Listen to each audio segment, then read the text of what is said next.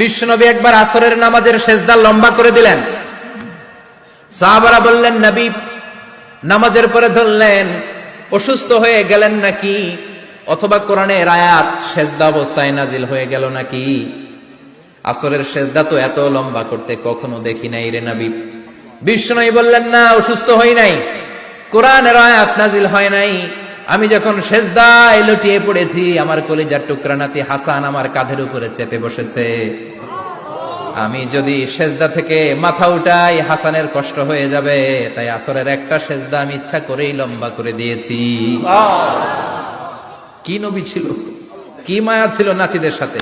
হাসান হুসাইন বিশ্বনবী, যে নবী হচ্ছে সব নবীদেরও সর্দার, ওই নবীরে ঘোড়া বানায়া, বিশ্বনবীর বাবরি চুল ছিল তো, ওই চুল ধরে এরকম ঘোরা ঘোরা খেলতো। বিশ্বনবীর কাঁধে বসে বিশ্বনবীর বাবরি চুল টেনে টেনে কয়, এটা আমার ঘোড়া। হাসান হুসাইনের গায়ের এমন কোন জায়গা নাই যে